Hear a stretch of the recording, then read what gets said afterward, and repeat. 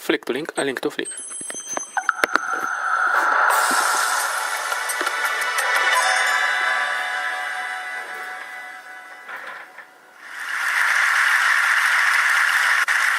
So earlier this year, I was informed that I would be doing a TED Talk. So I was excited, then I panicked. Then I was excited, then I panicked. And in between the excitement and the panicking, I started to do my research. And my research primarily consisted of Googling how to give a great TED Talk. And interspersed with that, I was Googling Chimamanda Ngozi Adichie. How many of you know who that is? So I was Googling her because I always Google her because I'm just a fan. But also because she always has important and interesting things to say. And the combination of those searches kept leading me to her talk on the dangers of a single story, on what happens when we have a solitary lens through which to understand certain groups of people. And it is the perfect talk. It's the talk that I would have given if I had been famous first. Like she's African and I'm African, and she's a feminist and I'm a feminist, and she's a storyteller and I'm a storyteller, so I really felt like it's my talk.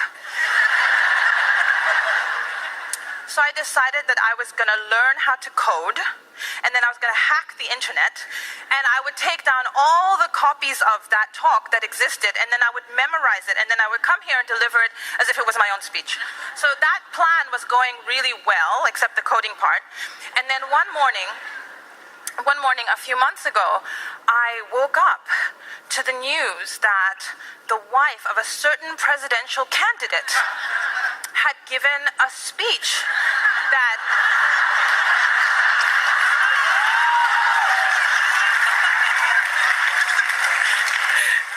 sounded eerily like a speech given by one of my other faves, Michelle Obama. And so I decided that I should probably write my own TED Talk. And so that is what I'm here to do. I'm here to talk about my own observations about storytelling.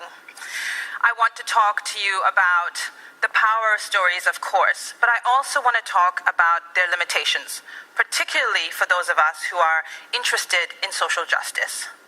So since Adichie gave that talk 7 years ago, there has been a boom in storytelling. Stories are everywhere. And if there was a danger in the telling of one tired old tale, then I think there's got to be lots to celebrate about the flourishing of so many stories and so many voices. Stories are the antidote to bias. In fact, today, if you are middle class and connected via the internet, you can download stories at the touch of a button or the swipe of a screen. You can listen to a podcast about what it's like to grow up Dalit in Kolkata. You can hear an indigenous man in Australia talk about the trials and triumphs of raising his children in dignity and in pride. Stories make us fall in love. They heal rifts and they bridge divides. Stories can even make it easier for us to talk about the deaths of people in our societies who don't matter because they make us care, right? I'm not so sure, and I actually work for a place called the Center for Stories. And my job is to help to tell stories about the challenge mainstream narratives about what it means to be black or a Muslim or a refugee or any of those other categories that we talk about all the time. But I come to this work after a long history as a social justice activist. And so I'm really interested in the ways that people talk about nonfiction storytelling as though it's about more than entertainment, as though it's about being a catalyst for social action. It's not uncommon to hear people say that stories make the world a better place. Increasingly, though, I worry that even the most poignant stories, particularly the stories about people who no one seems to care about, can often get in the way of action towards social justice. Now, this is not because storytellers mean any harm. Quite to the contrary, storytellers are often do-gooders like me, and I suspect yourselves.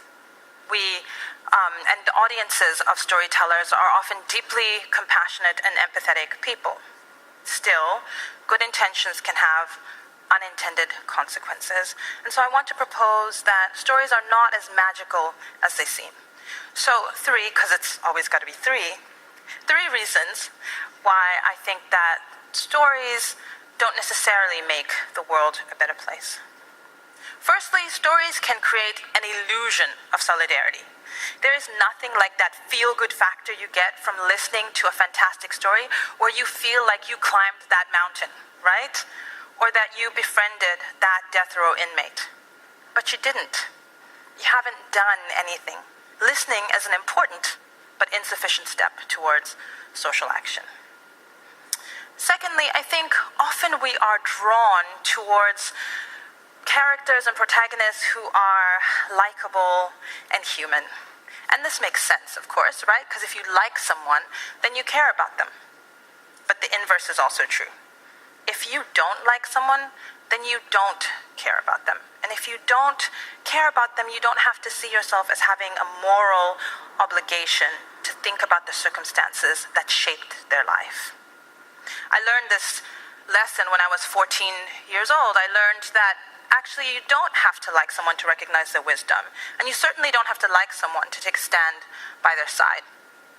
So my bike was stolen while I was riding it, which is possible if you're riding slowly enough, which I was. So one minute I'm cutting across this field in the Nairobi neighborhood where I grew up, and it's like a very bumpy path. And so, when you're riding a bike, you don't want to be like, so. and so I'm, going like this, slowly paddling, and all of a sudden I am on the floor. I'm on the ground, and I look up, and there's this kid pedaling away in the getaway vehicle, which is my bike. And he's about 11 or 12 years old, and I'm on the floor, and I'm crying because I saved a lot of money for that bike. And I'm crying, and I stand up, and I start screaming. Instinct comes, steps in, and I start screaming, mwizi, mwizi, which means thief in Swahili. And out of the woodworks, all of these people, come out, and they start to give chase. This is Africa, so mob justice, like in action, right? And I round the corner, and they've captured him, they've caught him. The suspect has been apprehended, and they make him give me my bike back, and they also make him apologize. Again, typical African justice, right?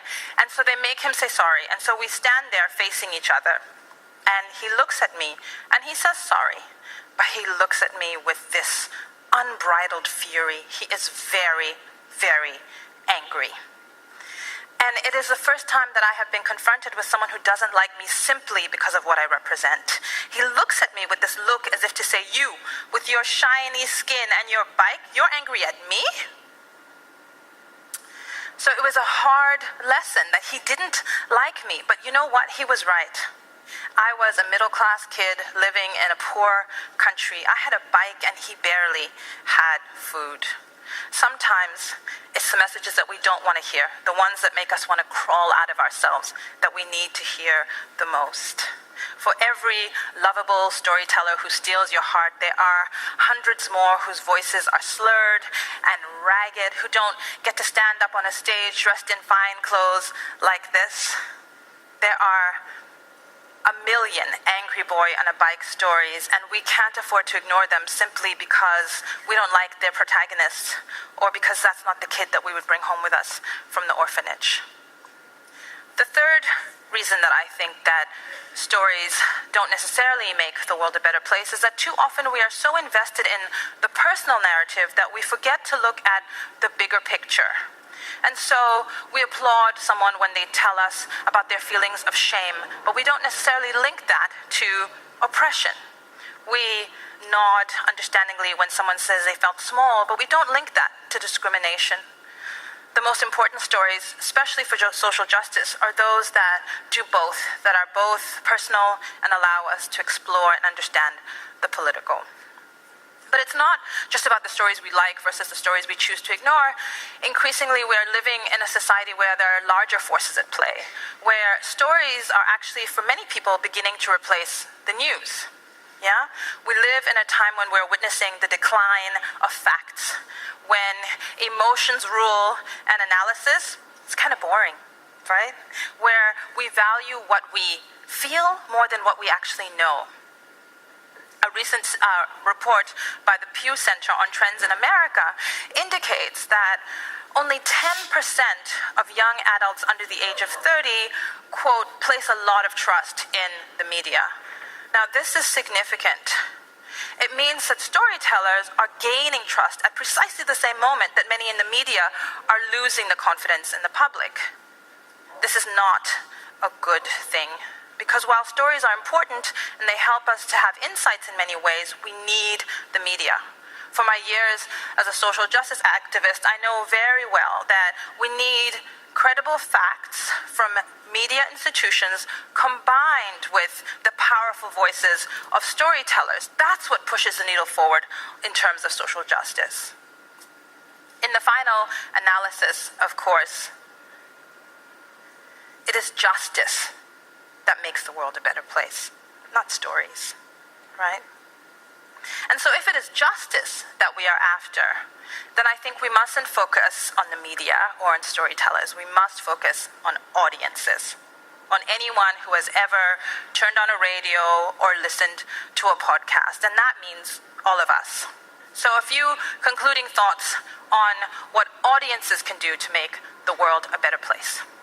So firstly, the world would be a better place, I think, if audiences were more curious and more skeptical and asked more questions about the social context that created those stories that they love so much. Secondly, the world would be a better place if audiences recognize that storytelling is intellectual work. And I think it would be important for audiences to demand more buttons on their favorite websites. Buttons, for example, that say, if you liked this story, click here to support a cause your storyteller believes in. Or, click here to contribute to your storyteller's next big idea.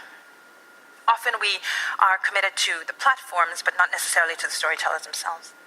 And then lastly, I think that audiences can make the world a better place by switching off their phones, by stepping away from their screens and stepping out into the real world beyond what feels safe.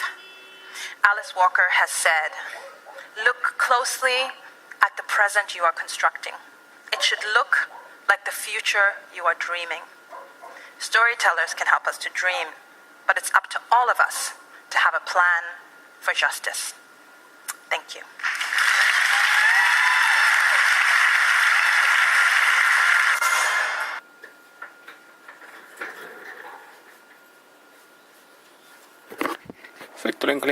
Flick. My photo taste is the Pinterest because they are best. News review from BBC Learning English. Hello and welcome to News Review, the program where we show you how to use the language from the latest news stories in your everyday English. I'm Dan, and joining me today is Catherine. Hi, Catherine. Hi, Dan. So what's our story?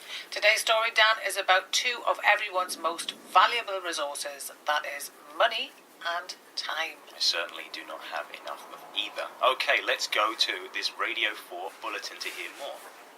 The old adage that money can't buy you happiness has been put to the test by scientists in Canada. They discovered that when you use money to free up time, by paying someone to do your chores, for example, you're more likely to feel happy than if you spend it on material goods. So, Canadian scientists there have discovered that when we use money to buy time, to get things done so we have more time, that makes us happier than using money to buy things. So, Dan, next time you're thinking of buying a new pair of shoes, spend your money not on the shoes, buy someone in to do some cleaning for you, and you'll be much happier. This actually sounds like a really, really good idea. Thank you. I'll do that. So you've been looking around at the news for 3 words and expressions that we can use to understand and talk about this story. What have you found? Yeah, I have found chores, underrated, and outsourcing. Chores, underrated, and outsourcing. Okay. Can we have our first headline, please? We can. Let's go to the I. And the headline is Revealed, Paying Others to Do Your Chores is the Secret to Happiness. Chores. Boring but necessary tasks. Okay, what can you tell us? Okay, so chores are things that you do at home. It's jobs that you do around the house. Most people don't like doing them, but you have to do them to keep your house running smoothly. So things like doing the washing up, putting the rubbish out, vacuuming or cleaning. Homework? It's normally can be a chore in a different sense, but it's generally sort of domestic tasks. Okay, and is this a British English word? Well, it comes originally from American English and American culture, where kids in particular have to do jobs around the house, and they call them chores. But we know and use the word in English, British English as well. Okay. Any chores you don't like doing at home? I can't stand ironing. It's Really? so boring. Yeah, I don't do it. No. How about you? Well, I actually have a chore that I really like, and that is washing clothes. There's something really satisfying about emptying your laundry basket. So while it's a chore for some people, it's actually a pleasure for me. Okay. And is there a second meaning to this word? There is actually, and I've just sort of touched on it there. If something is a chore, it's something that you have to do, maybe not at home, but you don't like it, it's boring, it's repetitive, but necessary. So, for example, admin that you have to do at work, maybe you've got to fill in forms a lot and it's boring and you don't like it, you don't look forward to it, but you have to do it. It's a chore. It's a bit like saying something's boring. Okay, like when I'm standing in the queue in the cafeteria waiting to get breakfast. Yeah, you don't want to wait. No, standing in a queue when you're hungry is a real chore. Good example. Do we have any synonyms? We do. You can have an errand if you've got to go and do something and bring something, or just a job. A chore, a household chore is a household job.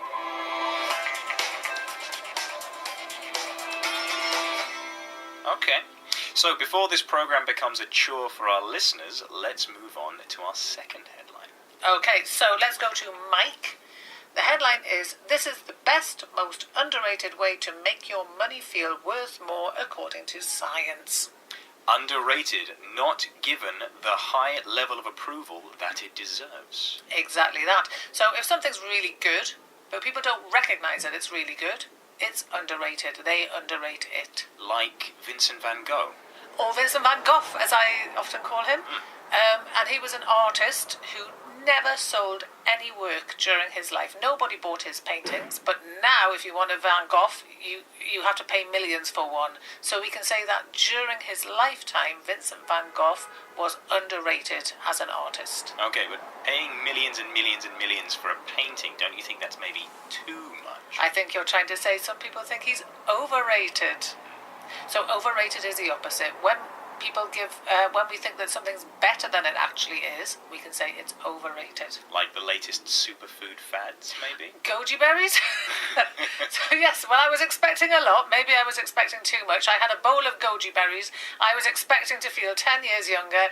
I ate them and really nothing happened. Oh, it's a terrible shame. So completely overrated, goji. Goji berries don't even taste nice. They're overrated.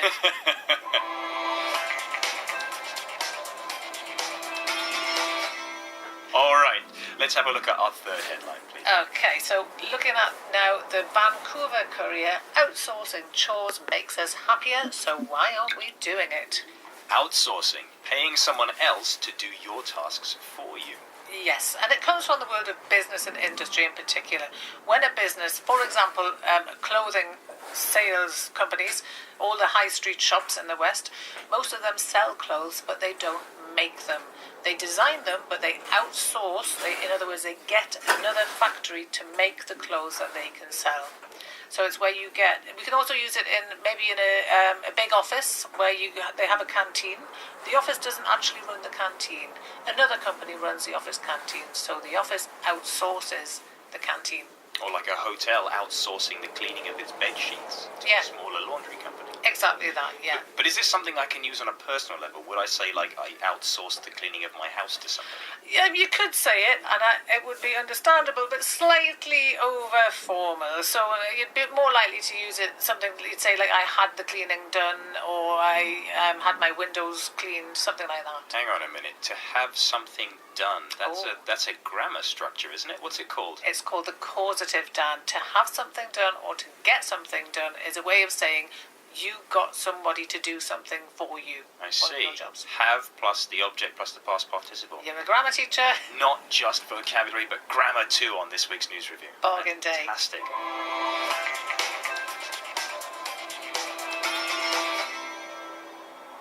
Alright, so before we recap our vocabulary, let's go to our Facebook challenge. Now, scientists have discovered that the old adage that money can't buy you happiness may be incorrect. But which of these is not a synonym for adage? Is it A, proverb, B, catchphrase, or C, saying? How did they do, Catherine? Mixed response this week. Some people got caught out, but for everybody who, including Abbas Raid, Roberto Ventimiglia, and Derek Gutchman, who said catchphrase is a phrase that's connected with a particular person, especially someone famous, such as a television entertainer. Cat was adage. So, like, how you doing? Joey from Friends. Or eat my shorts. Bart Simpson. Very nice, good.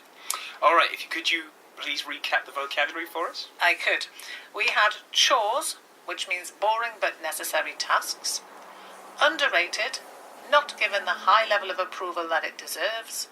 And outsourcing, paying someone else to do your tasks for you. Thank you very much. Now, if you'd like to test yourself on today's vocabulary, there's a quiz that you can take on our website, bbclearningenglish.com, where you'll also find lots of other fantastic resources and videos to help you learn English. Thank you very much for joining us, and goodbye. Goodbye.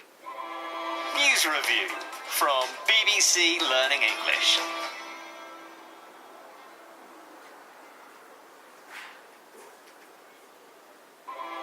News review from BBC Learning English. Hello and welcome to News Review, the program where we show you how to use the language from the latest news stories in your everyday English. I'm Dan, and joining me today is Catherine. Hi, Catherine. Hi, Dan. So what's our story?